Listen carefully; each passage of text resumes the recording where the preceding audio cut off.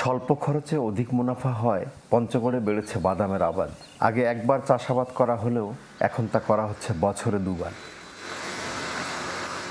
তবে চলতি মৌসুমে অনাবৃষ্টি আর তীব্র তাপদাহে দেখা দিয়েছে ফলন বিপর্যয়। চাষিরা বলছেন লাভ তো দূরের কথা, উঠবে না উৎপাদন খরচ। 20 পচে গেছে, বাদাম গাছ মরে গেছে, পচে গেছে।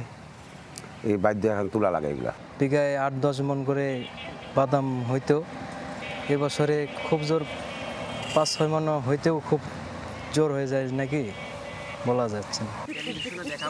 জেলার দেবীগঞ্জ ও বোদা উপজেলায় সবচেয়ে বেশি আবাদ হয় বাদামের। এতে কর্মসংস্থানের সুযোগ তৈরি হয়েছে অনেক নারীর। চলমান সংকটে যা ব্যাহত হওয়ার শঙ্কা সংশ্লিষ্টদের।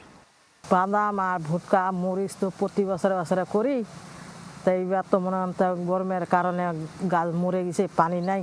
এই ঈদে কম খরচে বেশি আনন্দ উপায়। এখন যে কোনো উপায় এজেন্ট থেকে 25,000 টাকা ক্যাশ আউটে ইনস্ট্যান্ট 25 টাকা ক্যাশব্যাক, যত খুশি ততবার। এবার ফলন কম। অন্য কোনো আবাদ হইতো না, শুধু কাউন, তিল, তারপরে এই পাট, এগুলা দিয়ে আমাদের এই কৃষক এই যে এলাকা চলতো না। এখন আস্তে আস্তে আবাদটা আসলো। এখন এই আবহাওয়ার কারণে দেখেন যে বাদামের বিভিন্ন ধরনের রোগ তৈরি হইতেছে। বাদামের চাষাবাদ বাড়াতে বীজ সরবরাহ ও আধুনিক প্রযুক্তি ব্যবহারের সহায়তা দিচ্ছে কৃষি সম্প্রসারণ অধিদপ্তর। ফলন কিছুটা কম হলেও ভালো দাম পেলে তা পুষিয়ে যাবে বলে দাবি কর্মকর্তাদের।